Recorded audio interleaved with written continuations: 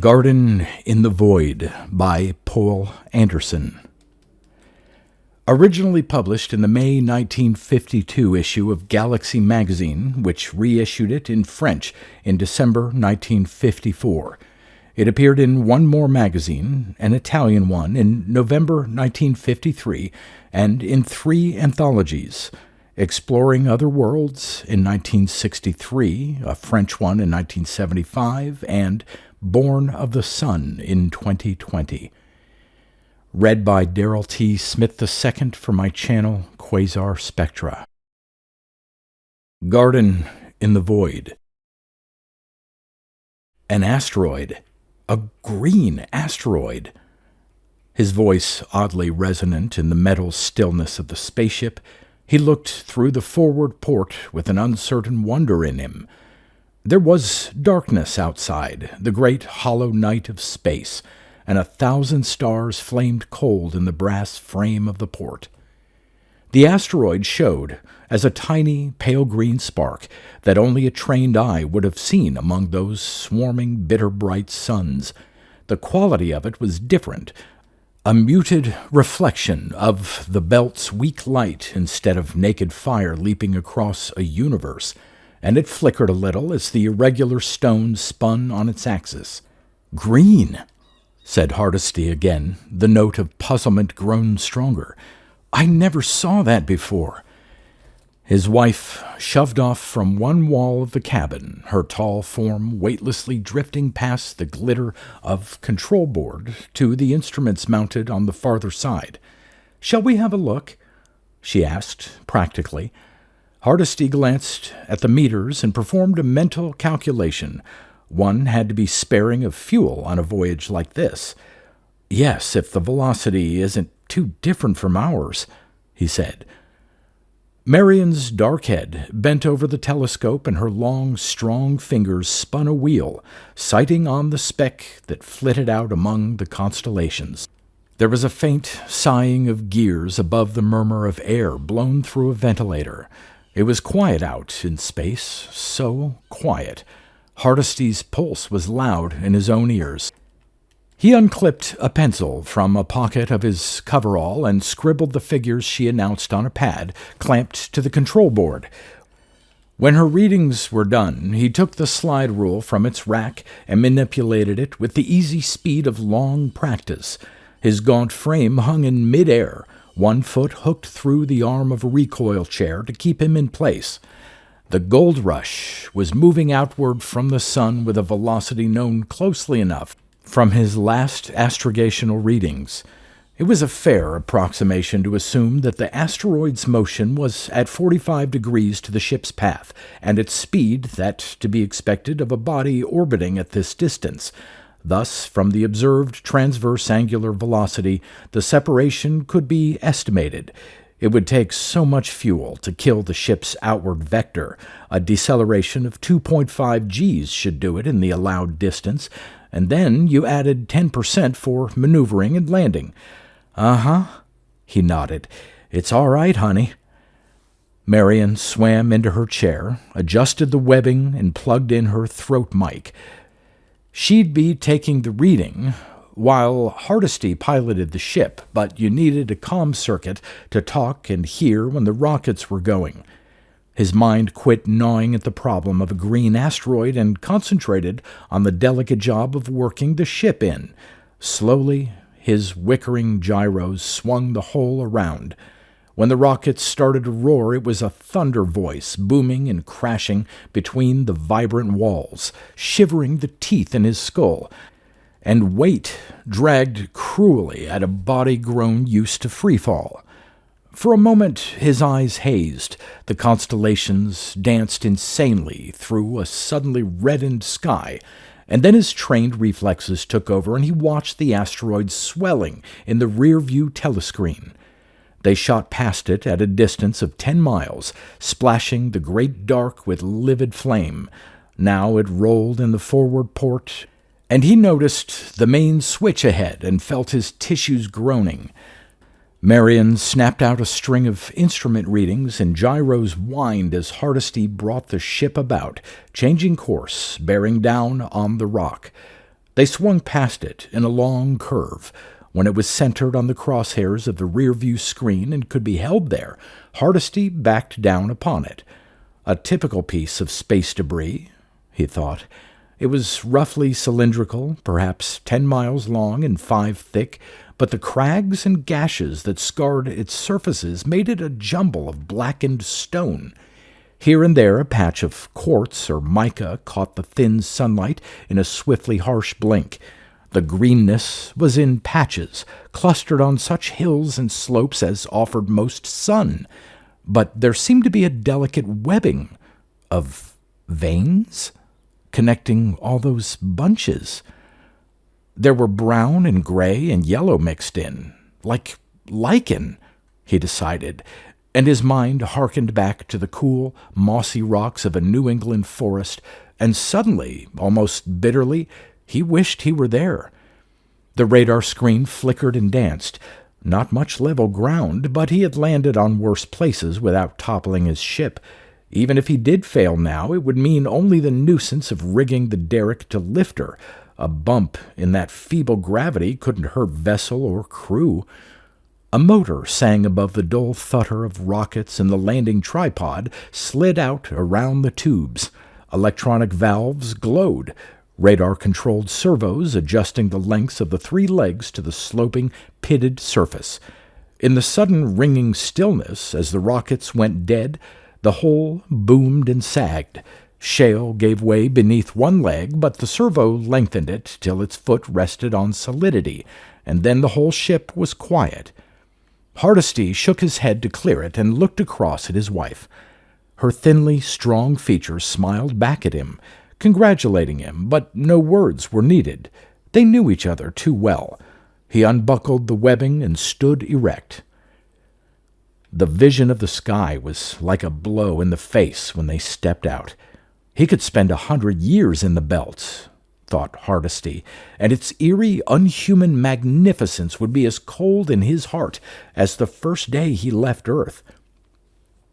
The Gold Rush was not a large spaceship, a 2-passenger belt boat with extraction and refining equipment, fuel and supplies enough for a year of cruising, but she loomed over their heads, a squat metal tower against the stars, dully ashine in the pale, chill light. Before them, a harsh raggedness of knife-edged rock swept to a horizon that seemed near enough to touch, the edge of forever lying beyond that wolf-jawed rim of hills. The ground was black, pits and craters and twisted frozen magma, dully lit, shadows like holes of blindness creeping over the rough slope.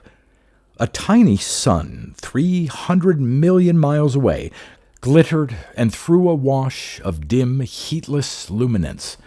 It was quiet, the blank quiet of airlessness and emptiness, the only noise that of the muted scrunch of footsteps carried through the spacesuits, only that and the hot, rapid thud of heart and breath.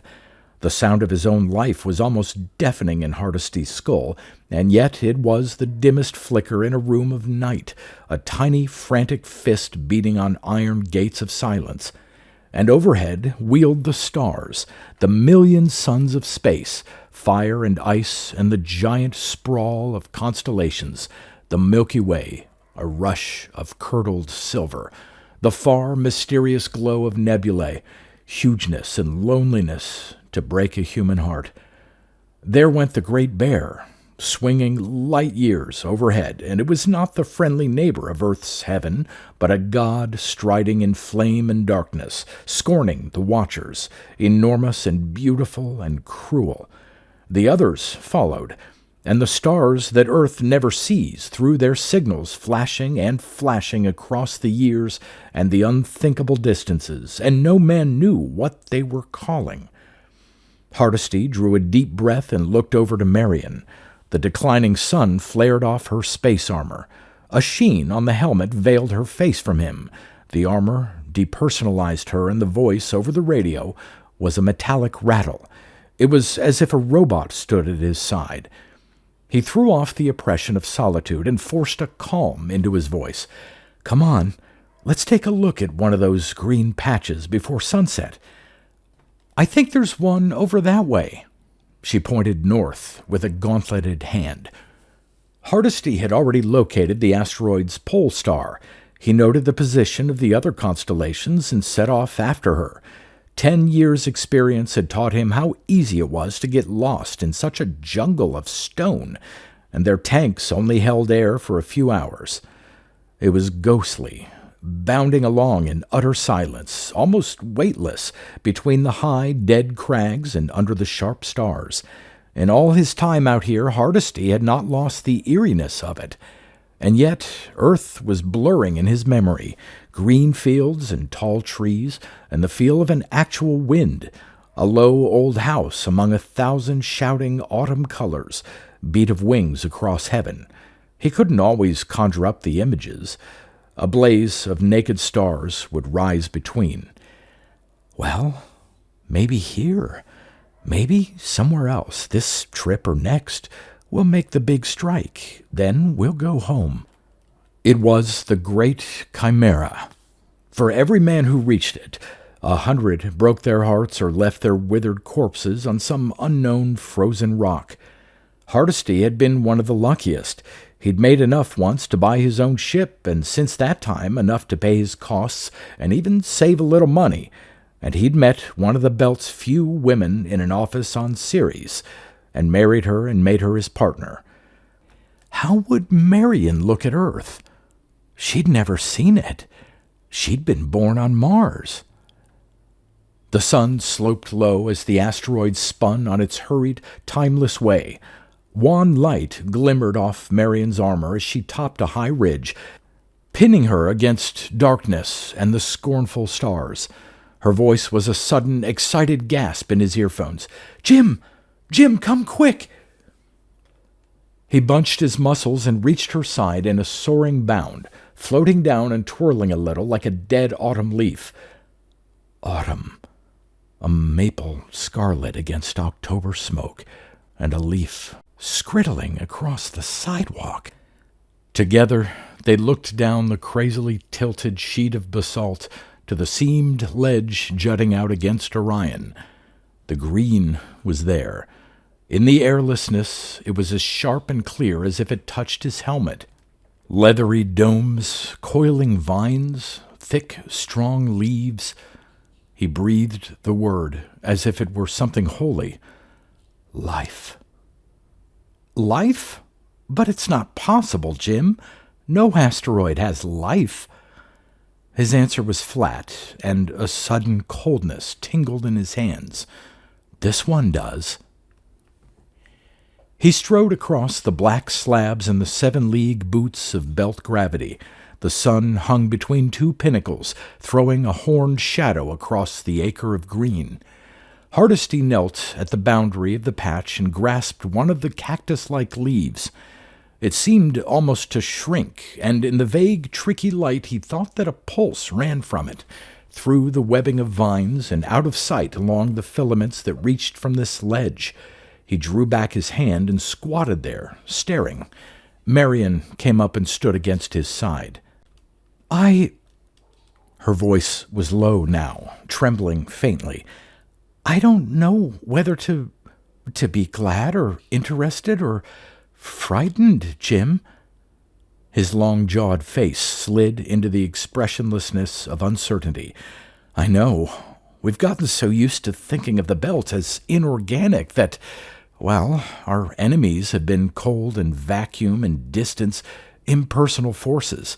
We really don't know how to face something that could be actively hostile. And yet, that life could exist and evolve here is a wonderful feeling. He looked up to the stars as if throwing them a challenge. This can't hurt us. Plants. You don't think there could be monsters here? I wouldn't mind a good hot-breathed dragon, but germs? I suppose I'm being an old woman, but you know what they say about bold spacemen never becoming old spacemen. They don't live that long. How can any life exist here? No water, no air, nothing. I don't know. It's obviously not terrestrial-type life, though I'm pretty sure it's protoplasmic.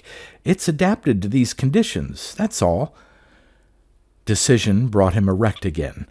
I suppose we should try to study this out, make analyses and so on, but we have neither the training nor the equipment to do so. We'll take some pictures and get an accurate orbit for this pebble and report the whole matter to Ceres, and we'll scout around for minerals as usual, avoiding these green patches. Our work is risky enough without taking even a tiny extra chance." "You're right." Marion stood looking at the plants. They were small and grotesquely ugly, but "a garden," she whispered. "A little garden blooming out here on the edge of nothing."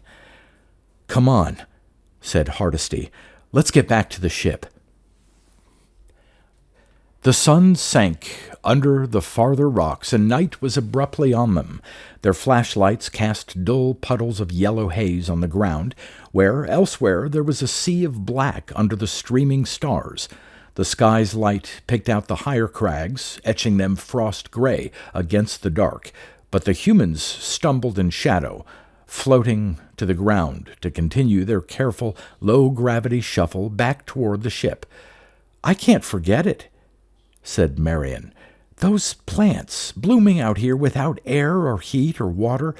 Do you think that comets hover above them, Jim? Do you think their pollen is stardust? Don't get poetic," he grunted.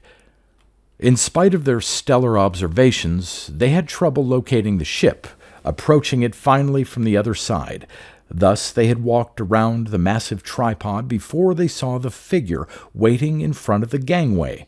Hardesty thought with a flash of disappointment that some other prospector had beaten them to it. He had come far out of the usual lanes without revealing his course to anyone, to avoid just that. Matching velocities and landing was so expensive that, by law, the first man to set down on a new rock held all mining rights. Then, as he looked closer, the space armor was awkward and bulky, a model which had been obsolete long before Hardesty left Earth, and its metal was patched and battered. There was no air tank.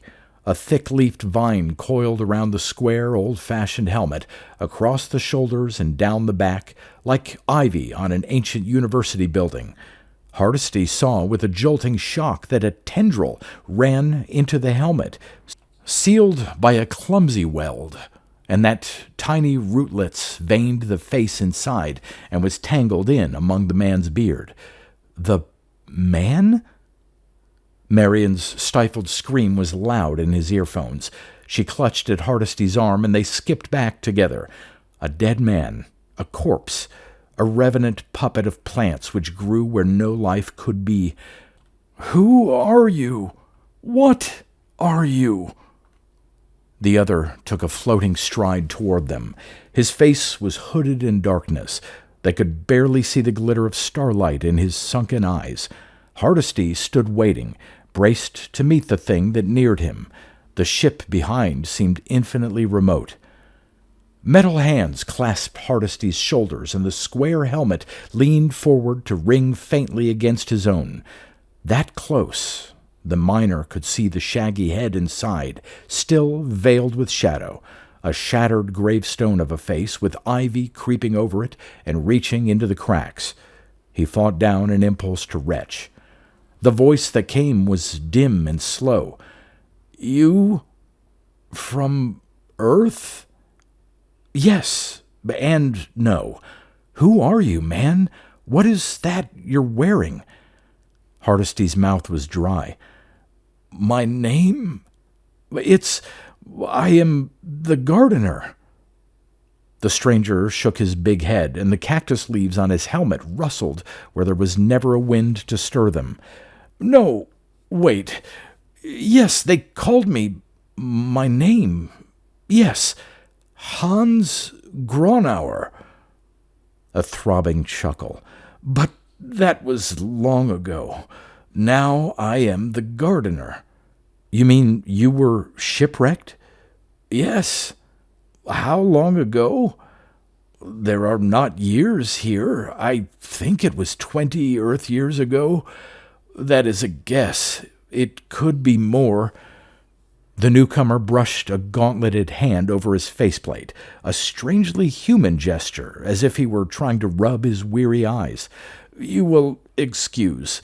It is long since I talked. And my talker? Yes, radio. My radio was broken in the crash.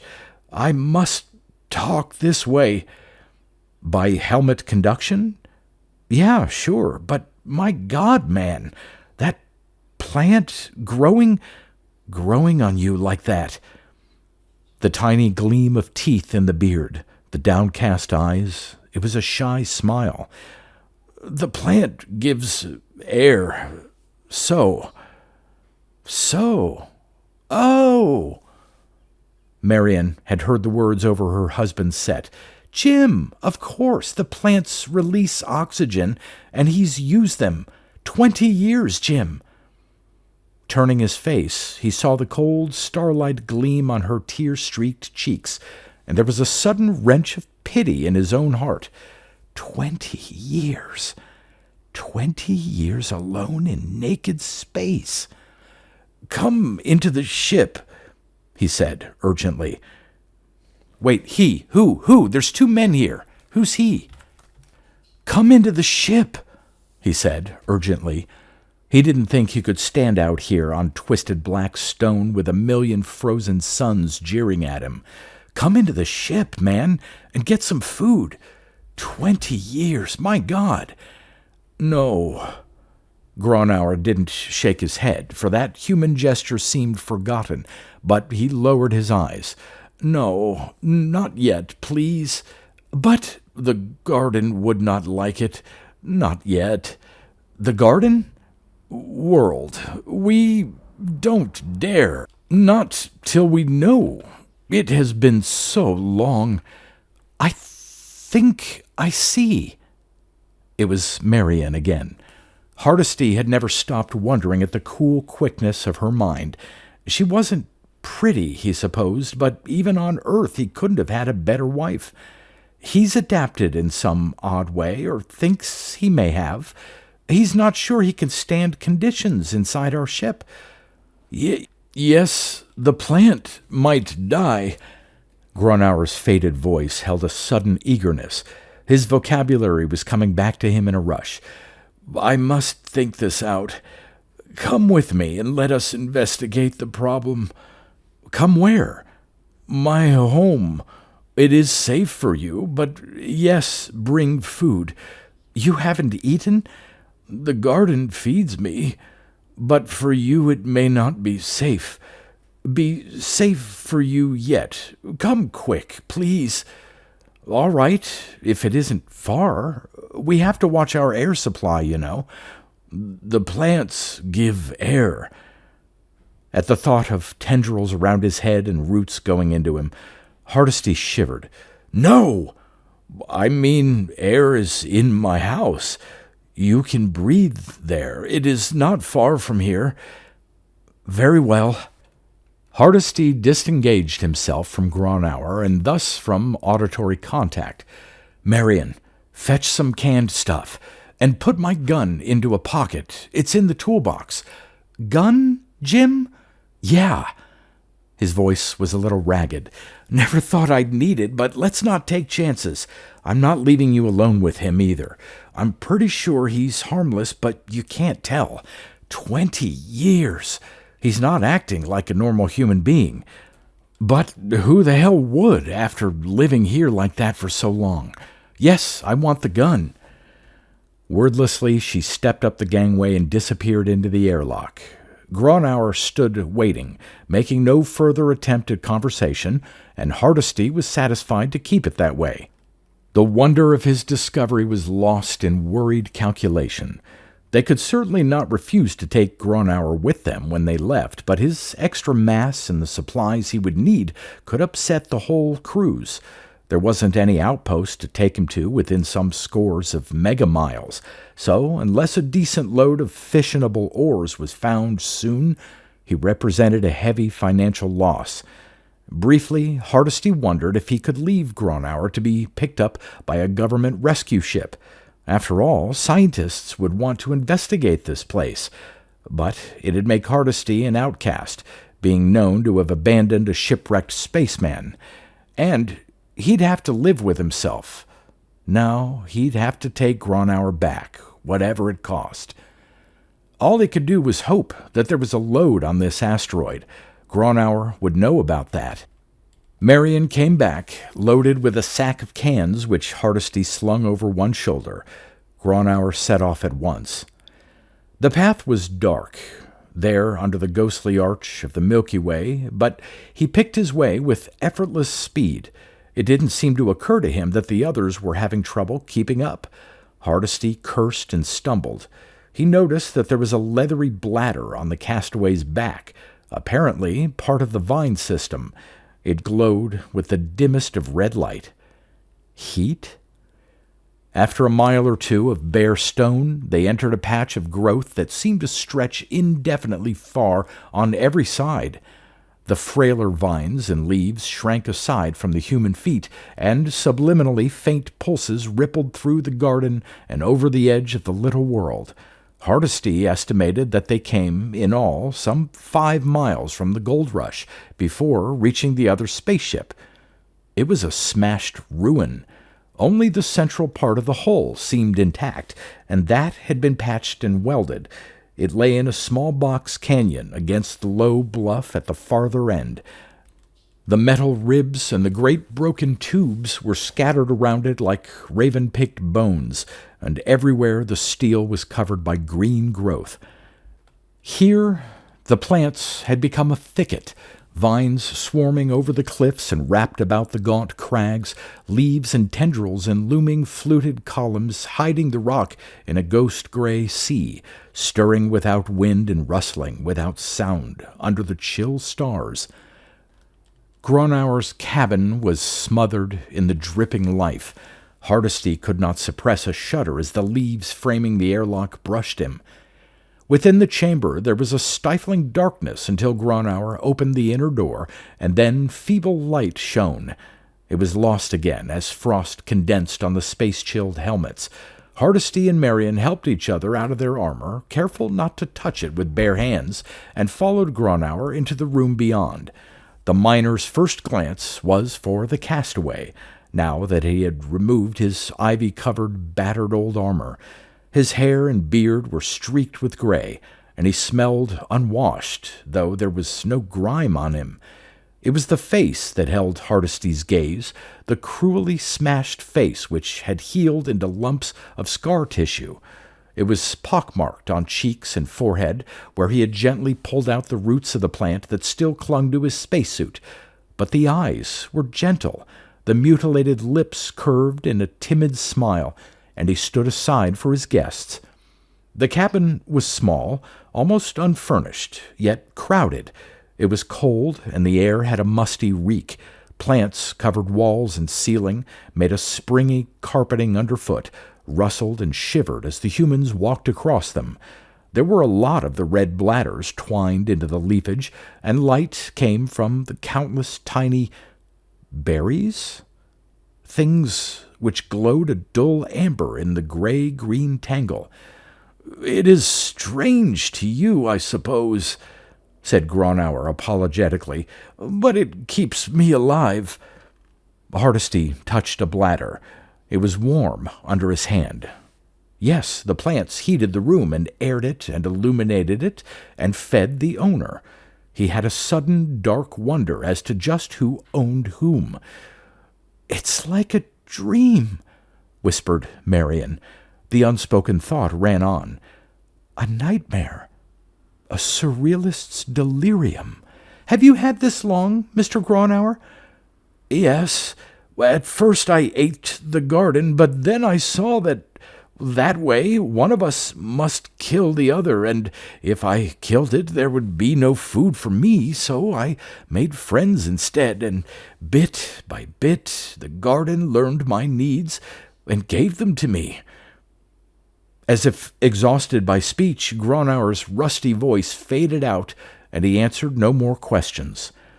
Hardesty repressed a revulsion. After all, this was a wonderful example of human ingenuity, the greatest Robinson Crusoe story in the universe, and certainly the plants were harmless. But he took out cans and can opener with the eagerness of a man clutching at familiarity in a strange land. "Shall we eat?" he suggested. Gronauer shook his head, smiling, when they offered him bayonet and one of their few cherished cans of beer. "I have no taste for it," he said. "It might even be dangerous. I will feed."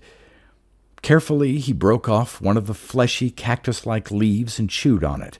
He held a trailing vine to his face, and Marion looked away as the tendrils stirred hungrily and slid into the pocks. At least, thought Hardesty a little sickly, the plants did everything for him. Everything except furnish human companionship, and it didn't seem as if Gronauer needed that anymore. Not after 20 years. It was surprising how much difference a full stomach made. Hardesty hadn't really been aware of his own hunger till it was gone, and strength was flowing back into his bloodstream. He sat down almost casually on a vine-begrown chair. There was a mossy plant intertwined, making a faintly warm cushion, and began to draw Gronauer out in talk. That wasn't easy. The castaway was too shy to do more than mumble answers while staring at his feet, but piece by piece the story was revealed. It was, in reality, quite simple. Gronauer had been only 20 or so when he left his native Germany for the asteroid belt. That was 30 years ago, when the mineral riches of the flying mountains had just lately come to the attention of an Earth increasingly starved for fissionable ores. And the great companies were outfitting expeditions. A ship which cruised among the scattered worldlets, refining the substances it located, could return in a year or two to one of the asteroid cities with a cargo worth a good many millions of dollars. Hard, dangerous, and profitable work has always commanded high wages, and no few of the prospectors, Gronauer among them, had soon been able to buy their own ships and go out as independent operators. He'd had a partner. He couldn't remember the man's name now, and they'd traveled and dug together for about 5 years. As the most accessible asteroids became worked out, the custom of not revealing one's destination grew up. That way, if you found a rich group of planetoids, you could make several trips without competition. But of course, if you met with an accident, there could be no rescue. Without more powerful radio equipment than a belt boat could carry, there was no way to get help. Gronauer had gone north of the ecliptic plane, looking for one of the many groups which traveled in crazily tilted orbits. He'd found this green world and come wonderingly in for a landing. But the asteroid had a satellite, a meteor which had suddenly flashed over the horizon and crashed through the ship's engines and sent it hurtling to its death. The other man was killed. Gronauer had escaped with broken bones and a smashed face. He'd lain near extinction for a timeless age. Only the fact that the weak gravity made no demands on his body had saved him. After that, the only thing to do was to survive somehow and hope that another prospector would happen by. That could be within a year or never.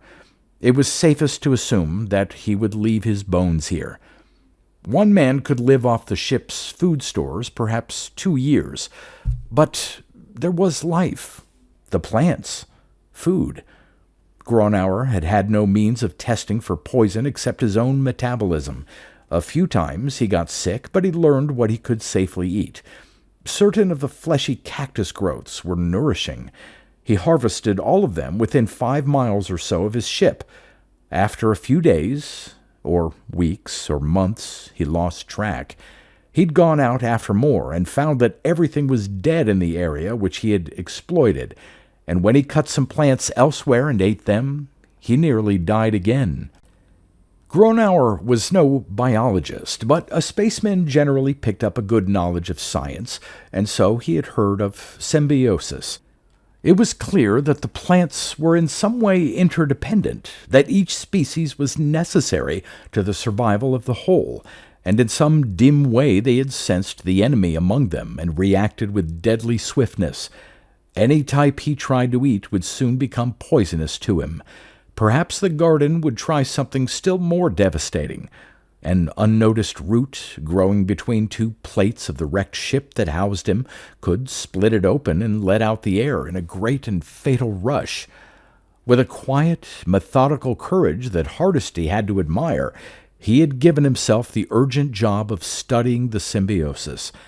He had no formal education in biology and almost no scientific instruments. Most of his conclusions were guesswork from the sketchiest data.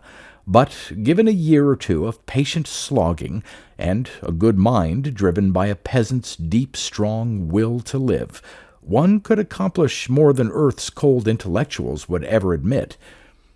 He puzzled it out, observing and thinking in the huge loneliness of his world. The life here was protoplasmic, chemically similar to his own. It even seemed to involve photosynthesis of some kind. The tough skin of the cactoids emitted ultraviolet light, intense in airless space, even this far from the sun, while preventing the loss of water by evaporation. Instead, the water circulated through vine systems to other species that used it in their own life processes, and carried organic compounds manufactured by various types of plants to the symbiotic whole. The water was obtained from gypsum and other minerals by certain roots which added alcohol to prevent its freezing. Even so, the bitter temperatures would long ago have turned it to ice, except that it circulated through the red bladders, and these heated it with energy derived from fermentation, or very slow combustion. The oxygen for that could also be cracked from mineral compounds beneath the surface. Cross-fertilization and the subsequent spread of life over the whole asteroid depended on specialized vines. There even seemed to be hearts for this vascular system, slowly pulsing lumps of tissue scattered through the garden. A vast and unimaginably intricate network, each type fulfilling one of the many functions needed to maintain the whole in existence. A trained biologist might well have needed as much time as Gronauer to puzzle out the life cycle. "I still wonder if solar energy is enough to keep such a system going," said Hardesty. "It takes a lot to break up minerals, even if the symbiosis manufactures catalysts. We are as far from the sun as we ever get," answered Gronauer patiently. "The orbit is very eccentric. I think the period is about 7 years. At least we have 3 times come, I think, within the orbit of Venus while I was here. It gets hot then. Special plants grow up to protect the others, and energy is stored chemically against the long cold which follows." "I see. And with this highly tilted orbit, the asteroid hasn't been discovered even when it was that close to Earth. The poor guy. Think of him sitting here, watching the sun grow and blaze, watching Earth swell to a blue brilliance and her moon visible behind her, and still alone, still forever alone." "How did life evolve here?" wondered Marion. "You need air and oceans for that, and this asteroid has been dead rock since the beginning of time." Hardesty shrugged. "We'll probably never know, but I can make a guess. On some other world, maybe the world of another star, air and water disappeared slowly enough for life to adapt. Certain spores of that life were lifted on the last wisps of atmosphere up to where light pressure could drive them from that solar system. The old Arrhenius theory.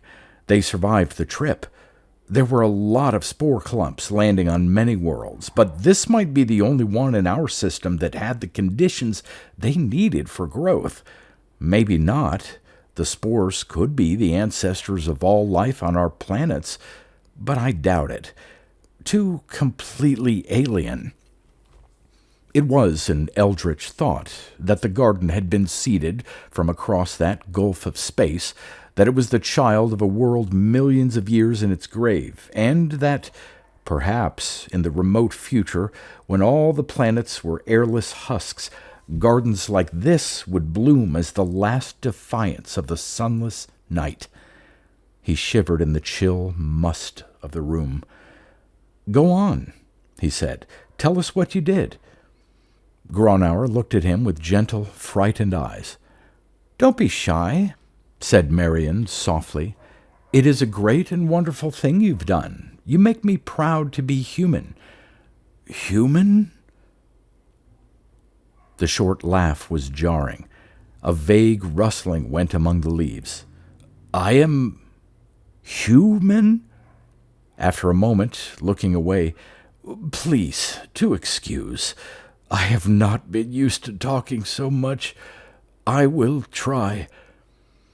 The words stumbled out, awkward, toneless, the words of a man who had begun by speaking German, changed to the English of the spaceways, and then not spoken at all except for the shadowy half-language of the garden. Hardesty had to fill in gaps. The castaway could only hint at a reality too far from human experience for communication. But the outline grew. It had been plain that the symbiosis was highly adaptable.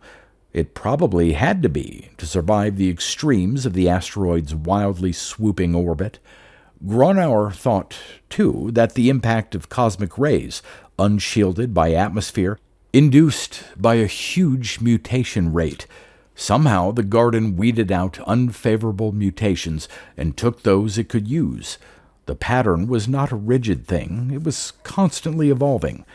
There even seemed to be a primitive brain somewhere, not a human-type brain. There probably wasn't a nervous system as Earth knew it, but something had to control that change. Something had altered the garden's metabolism and poisoned those leaves that the stranger ate. Probably it had tried various compounds from the beginning of Gronauer's attacks until it hit on this one. The man had harvested the deadly leaves and disposed of them with a terrible feeling of being watched. But that was ridiculous. Or was it? Was not the whole impossibly living world against him, ringing him in and waiting for him to die? After a few weeks, he ate again, experimentally, and was not sick. He'd fooled the garden. Only it would keep on trying to kill him, and he would never know when it had made a successful attempt, until too late. His one long-range chance of survival lay in making peace with the garden, and that could only be done by proving his potential usefulness to it. Digging around a patch of growth, he discovered that certain thick roots went deep into the hard rock. Those must be for extracting buried minerals. Protoplasm required carbon and oxygen, among other things, and most likely the source of the former element was the various carbonates. Gronauer went to an area where the plants had not yet penetrated and began to dig. His miner's eye and brain were more effective than the chance gropings of the blind roots, and it was slow work for them, forcing their way into solid rock. Before long, he had a small heap of assorted carbonates. He macerated them and laid them beside one of the big roots. A few hours later, tendrils had grown around his offering, and most of it was being absorbed. Limestone was a favorite, he saw, while iron compounds were hardly touched. He went after more limestone, and there were other elements they must need. Sulfates would be especially valuable, and with the tiny atomic heater that remained to him, he could concentrate nitrates. It took time for the garden to understand. There probably was no conscious mind reasoning out what Gronauer wanted. There was simply a high mutation rate and a completely integrated ecology. By supplying minerals, by loosening rock about new roots, by guiding tendrils in their direction of growth, the man performed a service. And the energy saved, the whole system could go into proliferation, some of which would be new experimental forms. Within a few months, there were pale leaves which seemed to be mostly protein. Gronauer harvested and ate them. Presently there were no more such leaves. They had apparently not fulfilled a real function, and the symbiosis had cut them off. Gronauer stopped working for the garden. He waited, and the slow weeks passed, and his supplies from Earth got horribly short. If he had guessed wrong... No. The flesh leaves budded out again. Gronauer rewarded the garden with a heap of limestone and copperas. Thereafter the leaves stayed. Whether it was blind natural selection within the framework of symbiosis, or whether there really was some dim brain capable of learned reflexes, the garden adapted to the new fact that flesh leaves meant free minerals. "After that," said Gronauer simply, "we were friends. The problem was only to communicate our needs to each other." He needed green food to prevent scurvy. An experimental taste made him ill, and again he withheld his services.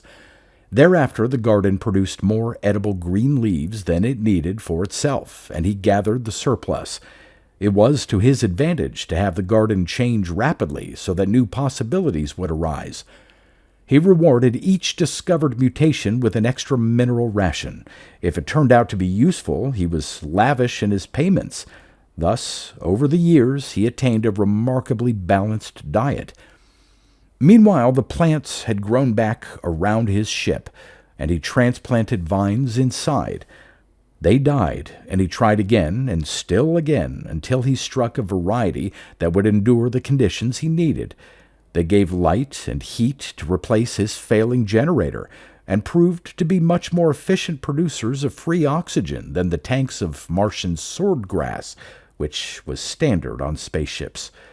He had been recovering water by the usual condensing methods, replacing losses by baking gypsum, but his new plants learned to give him as much alcohol-free water as he wanted. He could have had the alcohol too, but he didn't like to drink alone, and surely few men had ever been as lonely as he.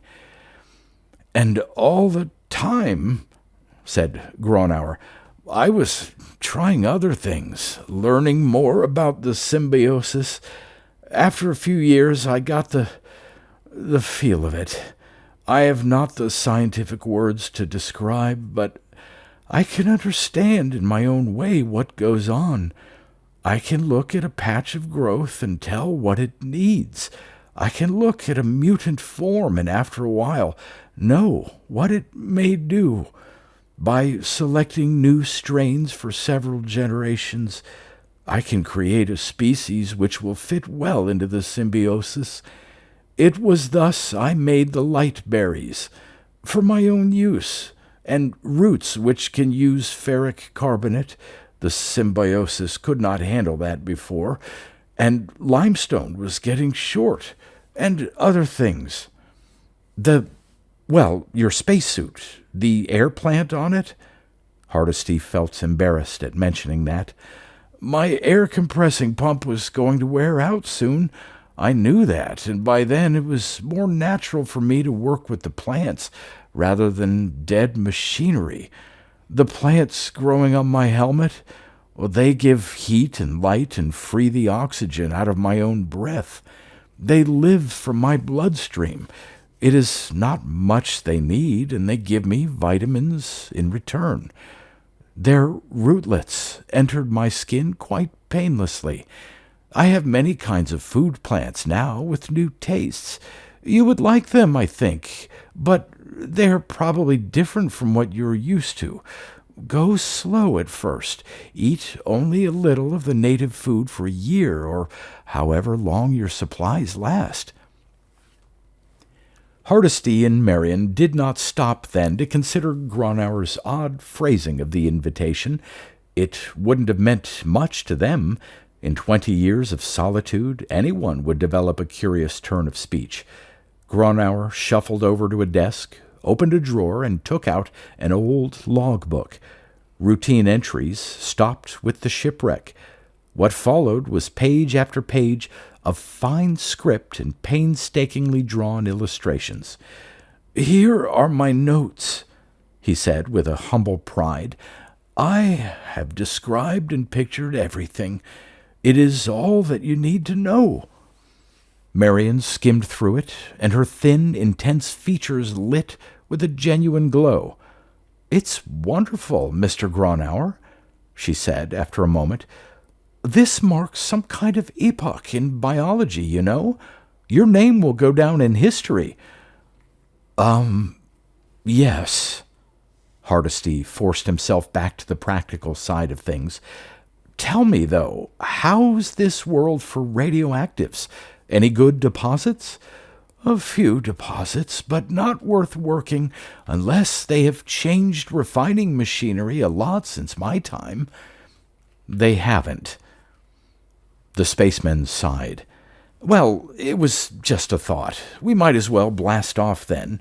Our ship's quarters are rather cramped, Gronauer, but we'll fix up the best we can for you." "For me?" The soft eyes widened. "Of course. Did you think we'd leave you behind?" Gronauer shook his gray maned head. "But I cannot go. I have to stay here. I am the gardener, you see." Hardesty took a restless turn about the cabin. His feet fell so lightly in the low gravity that it was soundless. He drifted ghost fashion between the cluttered instruments and controls of the belt boat. "I don't know what to do," he said. "We can't take him along. Imagine having a raving lunatic crowded in here with us for months. But damn it, we can't abandon him either."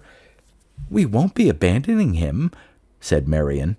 "No one can say the situation is our fault.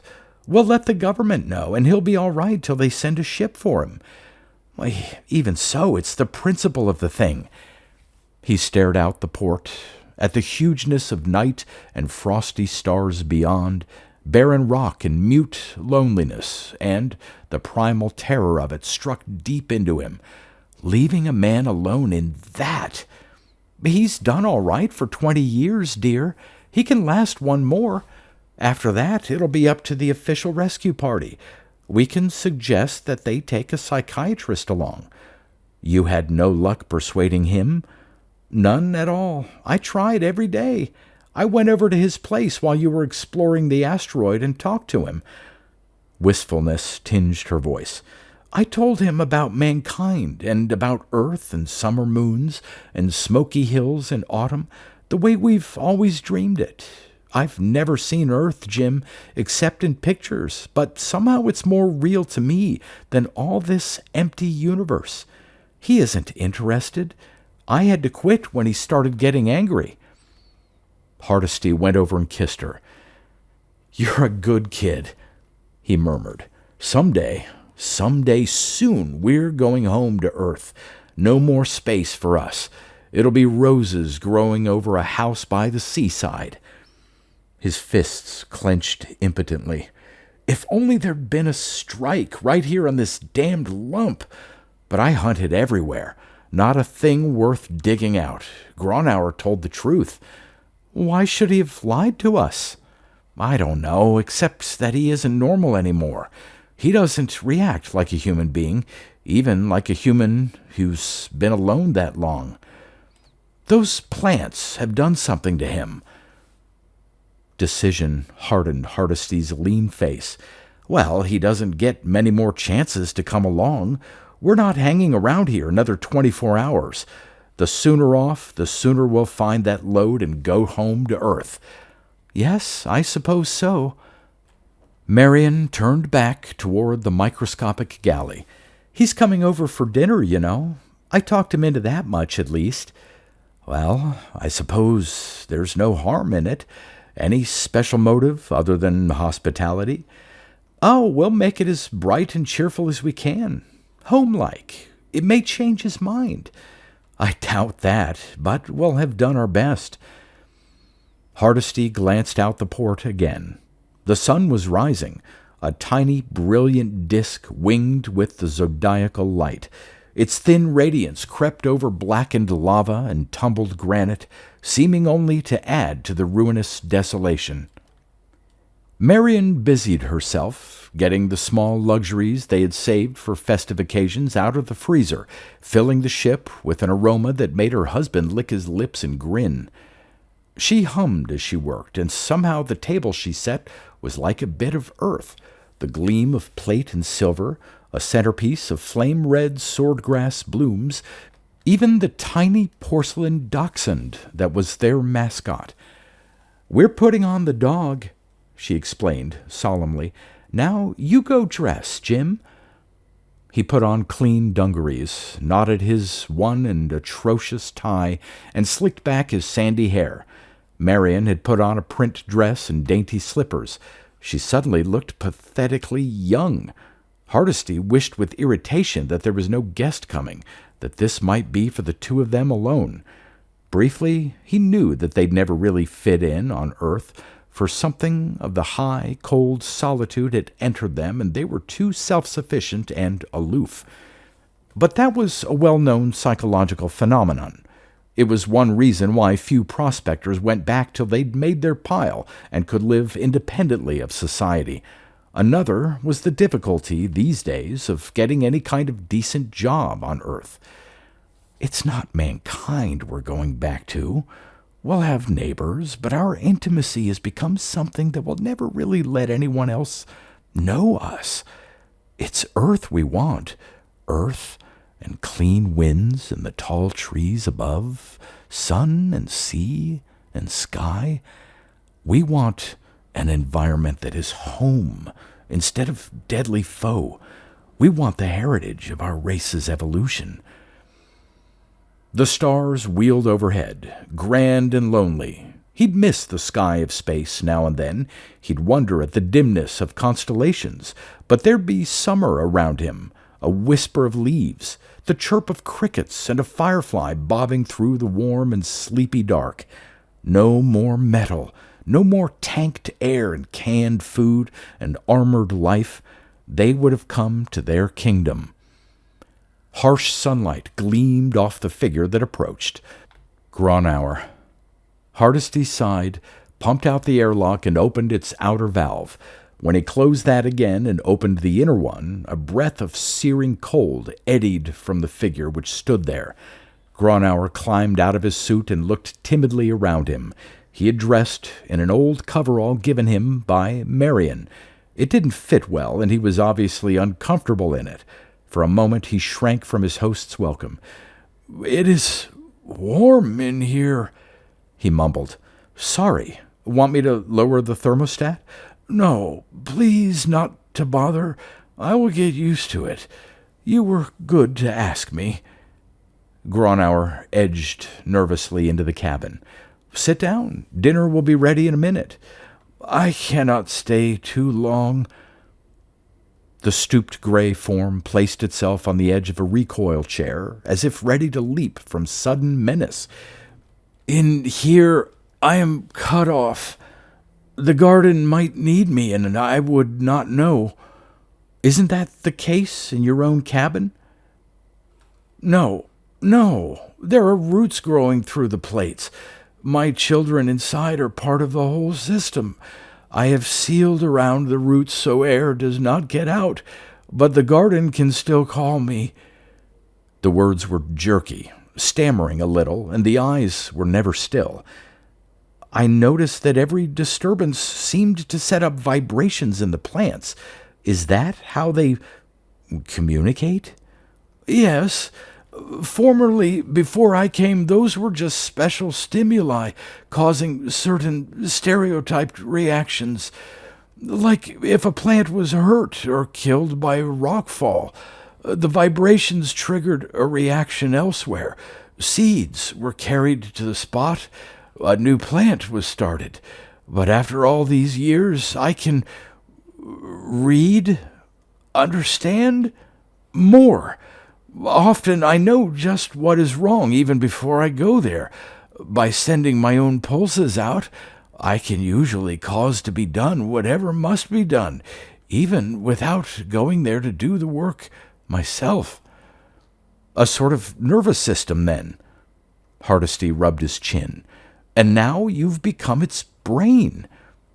The thought was unpleasant somehow. Gronauer leaned forward eagerly. And the eyes and hands, too. Many of the old functions have died out because I do it quicker and better. So the garden needs me. It would probably die without me. That is why I cannot go with you. Soup's on, called Marion gaily. It was mostly synthetics and dehydrates, but you wouldn't have known it, for she was an inspired cook. Hardesty dug in eagerly. Gronauer, though, only picked unhappily at his share. "I hope you like it, Mr. Gronauer," said Marion, a little stiffly. His twisted face tried to smile an apology. "I am not used to such fare for a long time. Garden food tastes different. It feels different." He waved a hand inarticulately. "How shall I make clear? It is that you eat things you have no kinship with.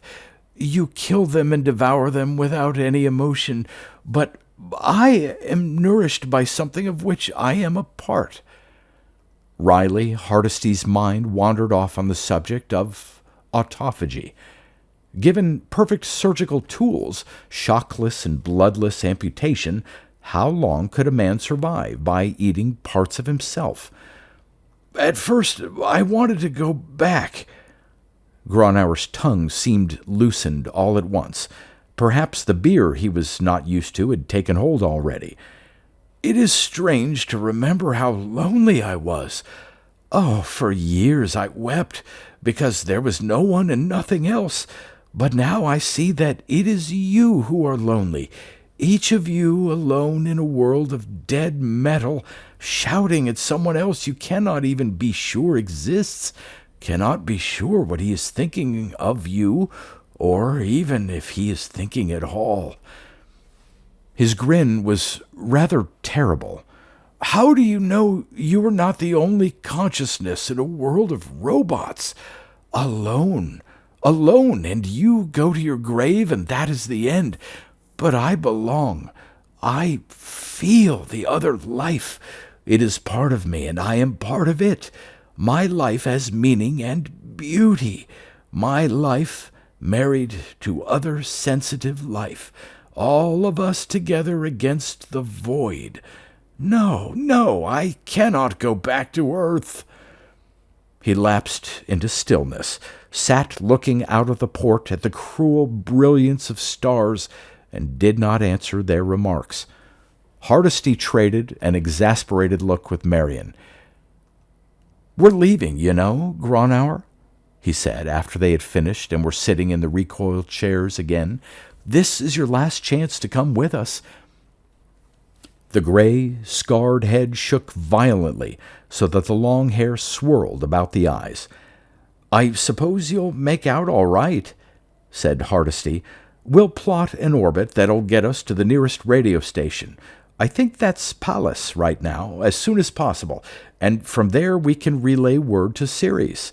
It won't be many months before a government ship comes for you." Gronauer shrank back and breath hissed from between his teeth. "What then?" he gasped. "What will they do?" Despite himself, Hardesty was surprised at the violence of the reaction. "Why, you have a legal right to stay here if you want, of course." "Unless the psychiatrists decide you're insane," his mind added grimly. "But there'll be scientists to study your garden and your discoveries. There'll be supplies and companionship." "I do not want it!" Gronauer stood up, trembling. "I have all I want. I am the gardener. Is that not enough? Do not tell them I am here. They would come and hurt the garden." "Under the law, I can't abandon you. It's all right to leave you, I guess, seeing that that's what you want. But not reporting as shipwrecked spacemen? I could get in trouble for that." "Who would know?" interjected Marion. She threw a wink at her husband over Gronauer's shoulder. "Soothe him. Humor him till we're away from here." Well, if you wish, of course we'll keep your secret. It's your right to stay here alone if you really want to. I want. But think, Mr. Gronauer. She smiled at him warmly. Think of what that will mean. You're getting old. You can't live forever. You'll die here, and perhaps no one will discover this asteroid for centuries. Or perhaps never. The garden will die without a human to attend it. If you let the scientists come, they'd preserve it as a natural wonder even when you were gone. They would not understand. His voice was harsh and hostile.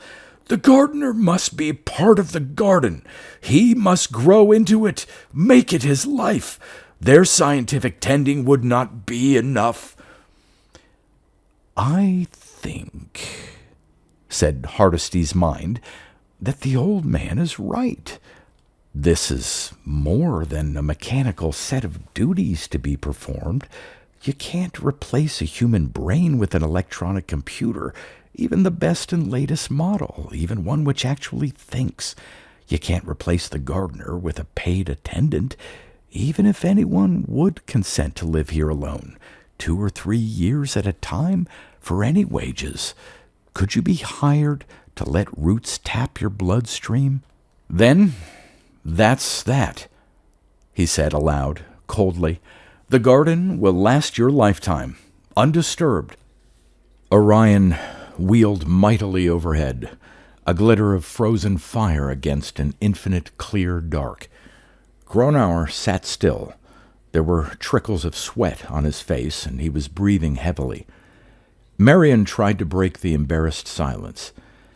It has been a great privilege to know you, Mr. Gronauer, and the garden. Was there anybody you once knew? Any message, perhaps? No, he said abstractedly. No one. Not any more. After another minute, his eyes lifted to theirs with a kind of entreaty. I have thought of this before, he blurted. I am, as you say, old. There should be a race of human gardeners here to carry on. The garden is still growing, still evolving. It needs men, and it gives them rewards you cannot now imagine. Would you think of staying here yourselves, having children here too? The thought was so grotesque that Hardesty had to laugh, a harsh sound jarring against the drumhead of tense silence. It seemed to strike Marion differently. Children, she repeated. Yes, Jim, we have to get back to Earth soon, while we can still be young with our kids. You could have them now, said Gronauer. Here. No, it isn't fair to a child to raise it anywhere but on Earth. It isn't right to grow up in metal. There was something haunted in her voice. I know, it happened to me. A child growing up here? The castaway's words trailed off. He drew a long breath. Would you come with me? He asked. There is something I would like to show you. It will change your outlook on all this. You will at least see why I want to stay here alone. What's that? Despite himself, Hardesty felt a resurgence of interest. Damn it, the asteroid was unique. I can't explain in words. You will have to see. It is not so far to go. Well, it is the last gift I can give you. Certainly we'll come, said Marion. We'll be glad to, won't we, Jim?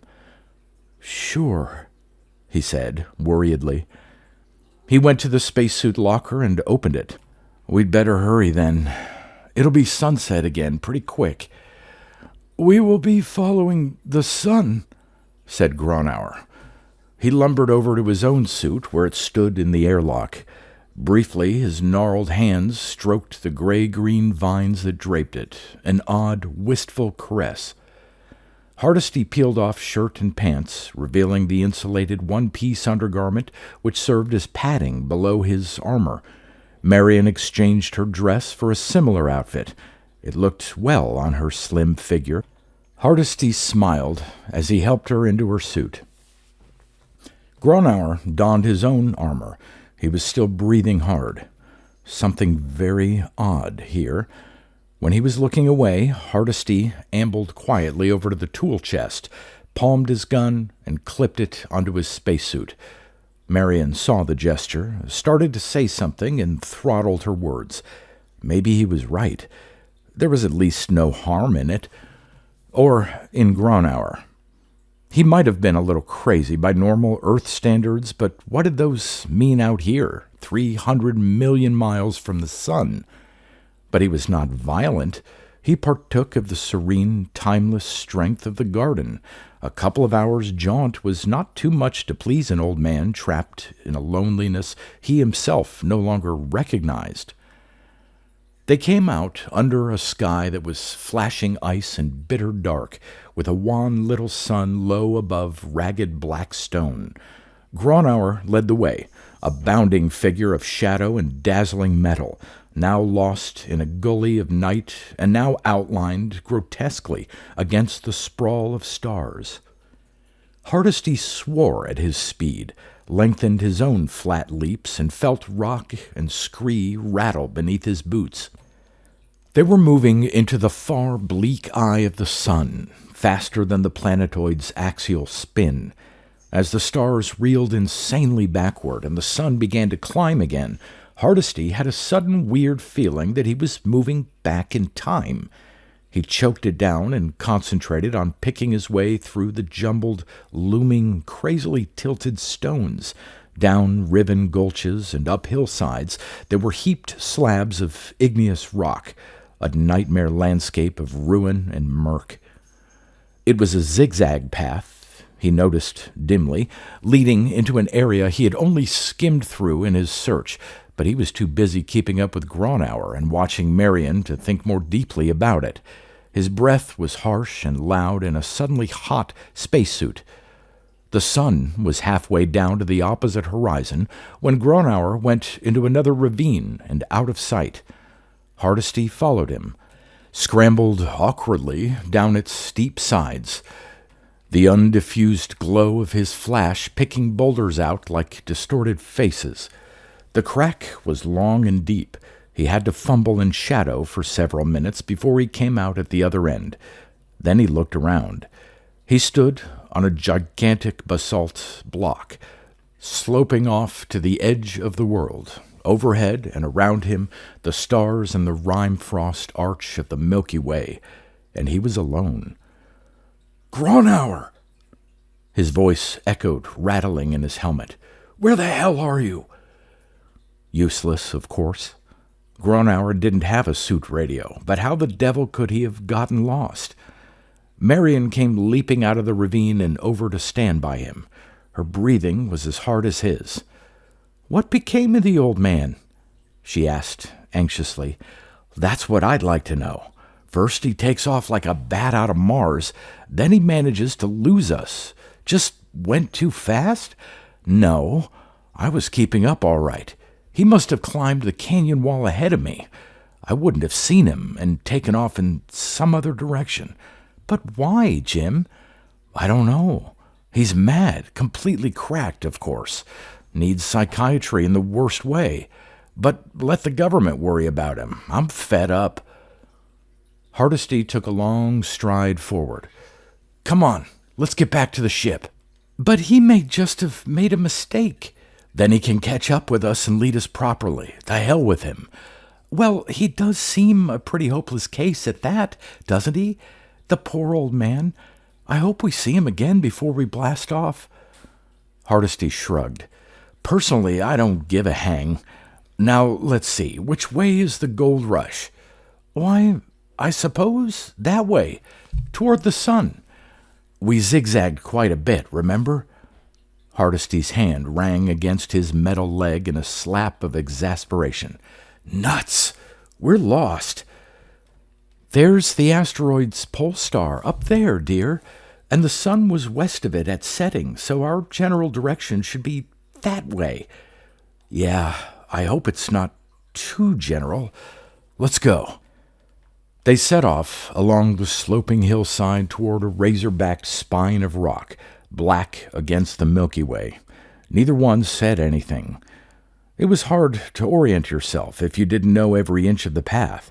You had to twist and turn, picking a slow way across a narrow landscape of crags and gullies and craters, sometimes lost in darkness that was like a flowing liquid, sometimes blinded by the thin yet vicious sunlight directly in your eyes. There were no broad outlooks. Vision was bounded on every hand. Only the turning sky had depth. Men had gotten lost on asteroids and wandered within a few miles of their ships till their oxygen gave out. It was not a comforting reflection. Hardesty shoved it resolutely out of his mind. After an hour or so, they passed a region of plant growth. Hardesty looked at the stretch of garden with a rising bitterness in him. Low, silvery shrubs, lichenous growth, spotting naked rock with red and brown and yellow, high, gaunt, yucca-like boles and gallows branches, sullen blood-crimson glow of heat bladders, huge muscular roots plunging deep into the little world's iron heart, delicate fairy tracing of vines looped and coiled between the shrubs, the throb and pulse of the garden's beating hearts, a reach of growth over the hills and out of sight, a frigid world made alive where no life should be, supreme triumph of organism over the chaotic waste of the frozen and hostile universe. But it was too alien. The eldritch forms only added to the strangeness and loneliness, and he hated them. He kicked viciously and saw the pulse of alarm ripple out through the garden and over the near horizon, leaves rustling and whispering in the windless vacuum of space, the garden talking to itself. "Go ahead," he muttered. "Call your brain. That's all he is now, your brain in your hands. You've taken his soul away." "Don't, Jim," said Marion. "Please don't." "Oh, all right." He trudged in silence for a while before adding shamefacedly, "I'm being silly, I know. This is nothing but another instance of adaptation. Life on Earth is interdependent, too, a balance of nature, but I still don't like it." The sun crossed the sky again and lowered behind them. Hardesty glanced worriedly at his wrist chrono. They'd been out for a good 2 hours. Their tanks didn't hold very much more air. "Don't get excited. That speeds up your metabolism, makes you burn oxygen all the faster, blunts the cool judgment you need. Take it easy, slow and easy. Lots of time." Sunset and darkness like a steel shutter slammed tight. Nothing around them looked familiar yet. Rather, everything looked the same. All these leaning spires and tumbled boulders and gnarled old craters looked alike, and there was no way home. Marion's hand crept into his, and he squeezed it, grateful for the touch of human nearness. "According to the stars, we're in the neighborhood now," he said as unemotionally as possible. "We'd better follow a spiral path." Out of the corner of an eye, he saw the blue-white sheet of flame that spurted up over the horizon, saw it rising and spreading in a terrible brilliance that veiled the stars, and flung an arm across his eyes with a shout. The next moment the ground heaved and buckled under him, flung him spinning upward in the light gravity, and bounced him against a lurching granite cliff, then tossed him back to the shaking, sundering rock below. "Marion!" he cried. "Marion!" The fire was gone, but half the sky was blotted from sight by a column of smoke and dust, climbing and climbing like a monster spirit let out of Solomon's flask, and the ground shivered and rumbled, and boulders danced on its surface. Hardesty clung to the rocks, clawing himself into naked stone, and his own screaming was loud and mad in his ears. "Jim! Are you all right, Jim?" They stumbled toward each other, falling and struggling as earthquake waves raced around and around the tiny world. They locked arms and lay on the cracking ground together and looked wildly at the nightmare scenery. The seasick roll died away. A miniature landslide came down a hill slope, slowly in the acceleration of feeble gravity, the slowness of fleeing through clinging mud. Hardesty and Marion got up and stumbled toward the black genie which rose against the stars. He felt drained of emotion, a machine moving wearily forward some destined end. He topped a ridge and looked with blank eyes at the ruin of his ship. It was scattered to the horizon and beyond, and the molten slag was still aglow beneath its resting place. "Gronauer," he said. Just that one word, but it held loathing for the castaway and for himself, the time and anxiety he had wasted trying to help someone who didn't want to be helped, but mostly for his stupidity. Marion stared around. "Where?" "Gronauer? Well, I don't know. He gave us the slip and came back, wrecked the safety controls, and blew up the nuclear pile of the ship." "No," she said. "He wouldn't. It must have been a meteor." "Not where I landed. A meteor would have had to come straight down to hit the ship. Even then, it wouldn't blow up the pile." He kicked savagely at a boulder, which flew off like a bird winging south. "Gronauer did it. You know that yourself." "Why?" Marion's whisper, like a dim voice from across the gulf of space that winked and jeered at him with a million hostile eyes, was so faint that even in his earphones he could scarcely hear it. "Why?" They saw the figure lurching up the slope toward them, hands dangling empty, the helmeted head overgrown with vines like an ancient Greek nature god. Hardesty drew his gun and rested it on his free elbow for steadiness. "Jim!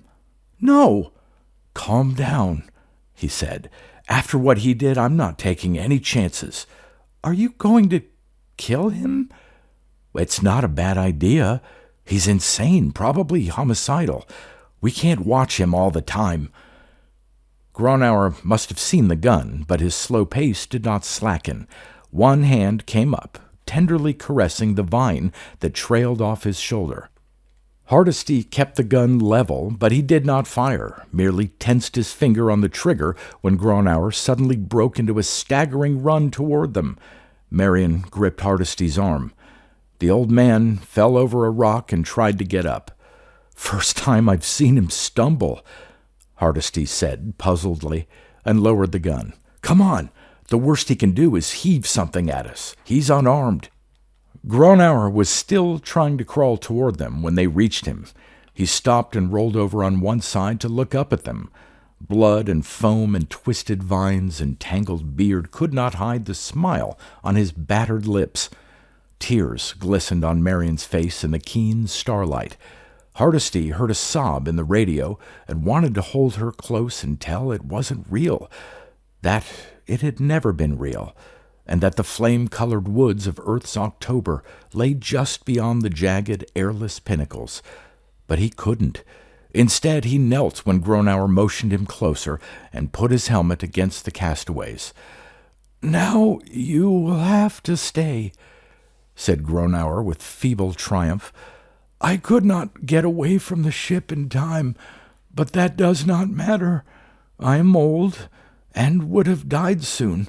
Then the garden would not have anyone to take care of it. Now it will."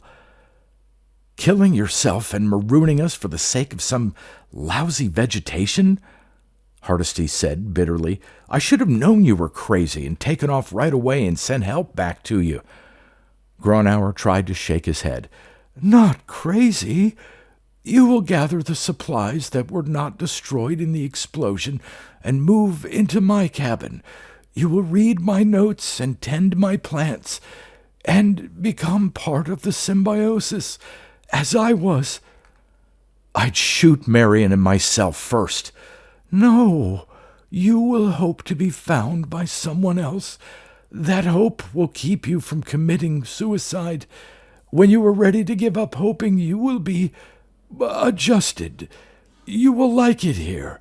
This will be the home you were searching for. This will be your earth, and you will have children. So your damned garden can go on? Gronauer nodded, and his smile grew wider even while his eyes lost their focus. The garden will go on, he said, just before his breath ceased altogether. Hardesty stood up.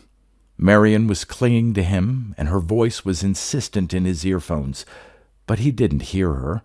He was looking at the stars, the bright stars which neither comforted nor mocked, being too remote to care, and the green of the plants in the distance, and he thought, with a dull despair, that even now it looked like New England in October.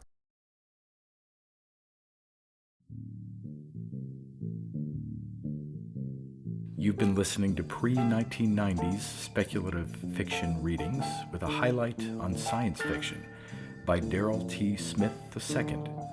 Please consider clicking the donation link in the description box.